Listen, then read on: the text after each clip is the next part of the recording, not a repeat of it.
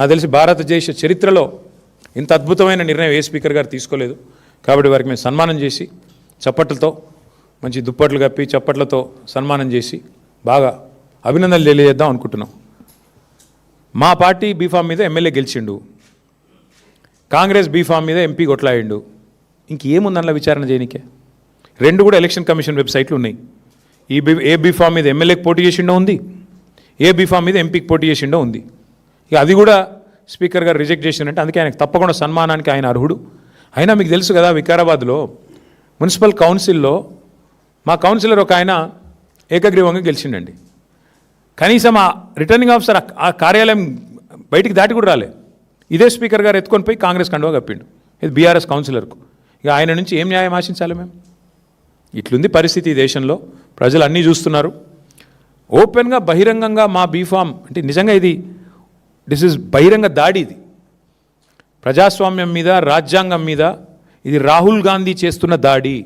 ఇందులో రాహుల్ గాంధీ అమాయకుడు నేను అనను, రేవంత్ రెడ్డి దోషి అని నేను అనను. దీన్ని చేయిస్తున్నదే రాహుల్ గాంధీ. ఏ రాహుల్ గాంధీ అయితే రాజ్యాంగం పట్టుకొని పోజులు కొడతాడో, డైలాగులు కొడతాడో, యాంటీ డిఫెక్షన్ లా తెస్తా అని చెప్పి తుక్కుగూడలో తుక్కు డైలాగులు కొట్టిండో అదే రాహుల్ గాంధీ బుద్ధి తక్కువ పని ఇది. ఆ రాహుల్ గాంధీకి ఏమైనా సిగ్గు లజ్జా ఉంటే ఆయన సమాధానం చెప్పాలి. ఒక పార్టీ బీఫామ్ మీద గెలిచి ఇంకో పార్టీ బీఫామ్ మీద ఎంపీకి పోటీ చేసినోడు డిస్క్వాలిఫై కాకుండా ఎట్లుంటాడండి? మీరే చెప్తారు కదా, యాంటీ డిఫెక్షన్ లాని సమర్థవంతంగా అమలు చేస్తాం, మేము వెంటనే 10 రోజుల్లో ఆటోమేటిక్ డిస్క్వాలిఫికేషన్ చేస్తామని చెప్పారు రాహుల్ గాంధీ గారు. రేవంత్ రెడ్డి గారు ఏం చెప్పారు?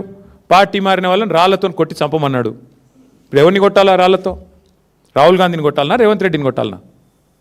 అంటే ఇంత సిగ్గు లేకుండా, ఎవరేమనుకుంటారో అనే కనీస ఆలోచన లేకుండా మరి ఇంత నిర్లజ్జగా వ్యవహారం చేస్తున్నందుకు వారికి సన్మానం చేద్దాం అనుకుంటున్నాం.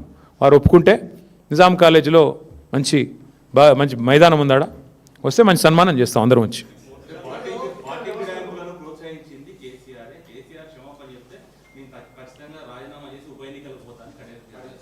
సరే, ఆయన గురించి అంత టైం వేస్ట్లే. కానీ పార్టీ ఫిరాయింపులు స్టార్ట్ చేసింది ఈ దేశంలో బ్రదర్. కొద్దిగా మీరందరూ జర్నలిస్టులు, ఎవడో గొట్టంగాడు అనగానే పట్టుకుంటారు. అట్లా స్టార్ట్ చేసిందే భారతదేశంలో కాంగ్రెస్. ఆయారాం గయారాం అనే కల్చర్ తెచ్చింది ఎవడు?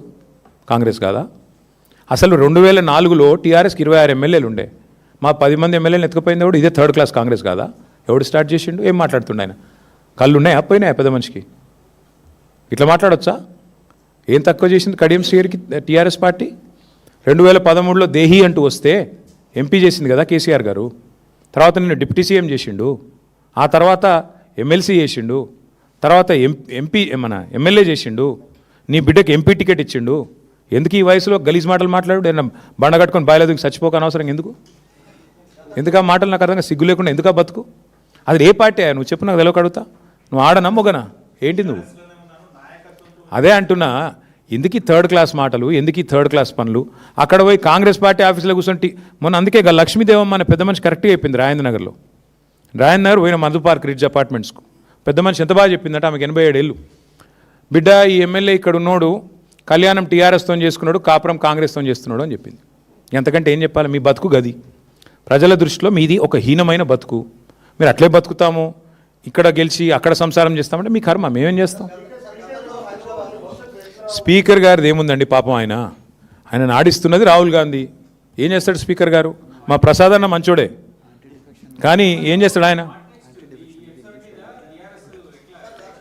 All I'm saying is, see, the Speaker of the Telangana Legislative Assembly is under tremendous pressure from Mr. Rahul Gandhi.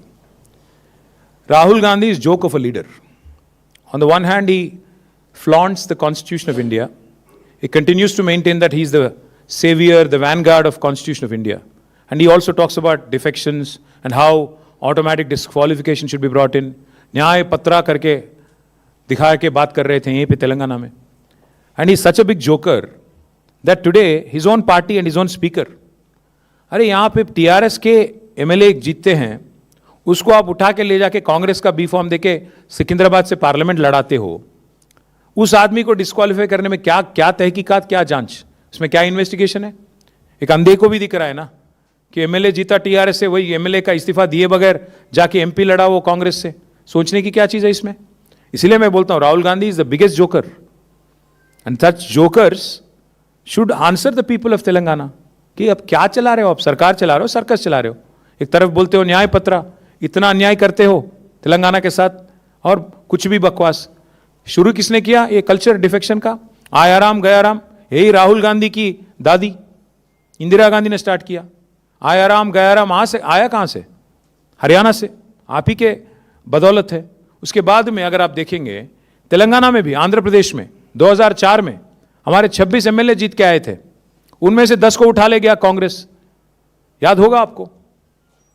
सो इसीलिए हम कह रहे हैं आज जो कांग्रेस पार्टी कर रही है, this is an assault on democracy, this is an assault on constitution of India, and the main perpetrator of this, the criminal mind behind this is mister Rahul Gandhi, who is the leader of opposition.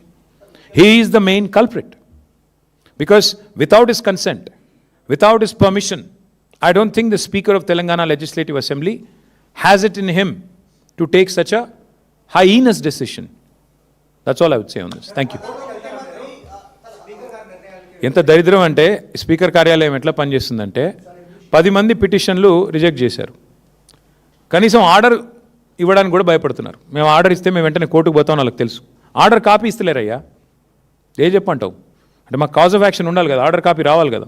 టీవీలో scrolling సరిపోదు, కోర్టుకు పోవాలంటే order copy కావాలి, copy ఇస్తలేరు.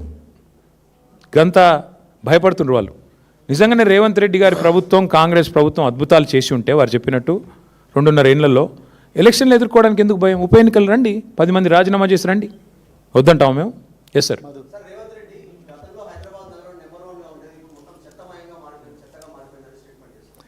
Mercer అనే ఒక సంస్థ ఉంది బ్రదర్, వరుసగా 6 ఏళ్ల పాటు మా ప్రభుత్వం ఉన్నప్పుడు బెస్ట్ క్వాలిటీ ఆఫ్ లివింగ్ ఉన్న సిటీ ఎక్కడ ఉంది భారతదేశంలో అంటే హైదరాబాద్ అని చెప్పి వాళ్ళు అవార్డు ఇచ్చారు. స్వచ్ఛ సర్వేక్షణ అని ఒకటి జరుగుతుంది, అందులో భారతదేశంలోనే 2nd highest number of awards మున్సిపాలిటీలకు గెలుచుకుంది తెలంగాణ. మా ప్రభుత్వం ఉన్నప్పుడు పరిస్థితి అట్లా ఉండేది. ఇవాళ ముఖ్యమంత్రి గారు స్వయంగా మున్సిపల్ మంత్రి, కానీ ఆయన పరిస్థితి ఏంటంటే ఎంత చండాలంగా ఉందంటే 5,000 ఆటోలు ఉన్నాయి, కానీ వాళ్ళు తిరుగుతుండ్రో లేదో నాకు తెలియదు. అంటే పాపం ఇవాళ నేను చూసిన మా మున్సిపల్ కార్మికులు అందరూ ధర్నాలు చేస్తున్నారు. మీరు చూపెట్టారు టీవీలో, లేదు మీ బాధ మీది, కానీ మీరు చూపెట్టే ధైర్యం మీకు లేదు ప్రభుత్వానికి వ్యతిరేకంగా. కానీ సోషల్ మీడియాలో చూసిన నేను, వాళ్ళు ధర్నాలు చేస్తున్నారు. ఏమని? ముఖ్యమంత్రికి క్షమాపణ చెప్పాలి, సిగ్గు తెచ్చుకోవాలి, బుద్ధి తక్కువ మాటలు మాట్లాడినందుకని మున్సిపల్ కార్మికులు మున్సిపల్ మంత్రి అయిన ముఖ్యమంత్రి రేవంత్ రెడ్డి మాట్లాడిన మాటలకు, మురికి మాటలకు వ్యతిరేకంగా మురికి కూపన్ లాంటి నీ నోరు కడుక్కోరా సన్నాసి అని చెప్పి వాళ్ళు ధర్నా చేస్తున్నారు. ఇంతకంటే ఏం సమాధానం చెప్పాలి నేను? స్పీకర్ గారి కార్యాలయం నుంచి ఆర్డర్ మాకు రావాలి, కాపీ మా న్యాయవాదులకి. వచ్చిన మరుక్షణం హైకోర్టుకు పోతాం, పోయి స్పీకర్ గారు తీసుకునే నిర్ణయాన్ని తప్పకుండా ఛాలెంజ్ చేస్తాం. ఇంక అందులో న్యాయపరంగా మాకు ఏ రికోర్స్ ఉందో will continue with that. Thank you. ఎవరైనా ఇంపీచ్ చేస్తున్నారా ఆయన్ని? No confidence. See, we have no confidence on Telangana speaker or speaker in parliament. Anyway, it's one and the same. BJP, Congress రెండు ఒకటే. కాబట్టి ఇద్దరు విషయంలో కూడా ఇద్దరిని పక్కకు పెడితేనే మంచిది. స్పీకర్ అనేటువంటి న్యూట్రల్గా ఉండాలి, ఎంపైర్ లాగా ఉండాలి. ఉన్నారా ఇప్పుడు ఎవరన్నా ఈ దేశంలో?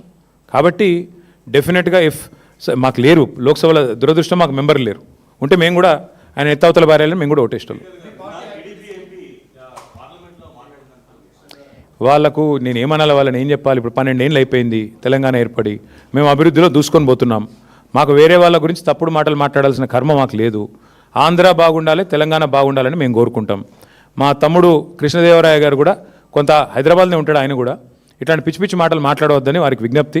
నువ్వు తమ్ముడివి, యువకుడివి, మంచి మాటలు మాట్లాడు, మీ ఆంధ్రప్రదేశ్ అభివృద్ధి గురించి మాట్లాడు, చంద్రబాబు నాయుడు గారు చేస్తున్న గొప్ప పనుల గురించి చెప్పుకో, కానీ మా తెలంగాణ మీద ఏడుపులు బంద్ చేయాలని విజ్ఞప్తి. Thank you. ఎవరిని పిలవాలి? సరే బ్రదర్, ఇక అవి ఏం చెప్పాలి మీకు? అందుకే సన్మానం చేద్దాం వీళ్ళందరికీ. మీరు పిలవండి, మేము సన్మానం చేస్తాం.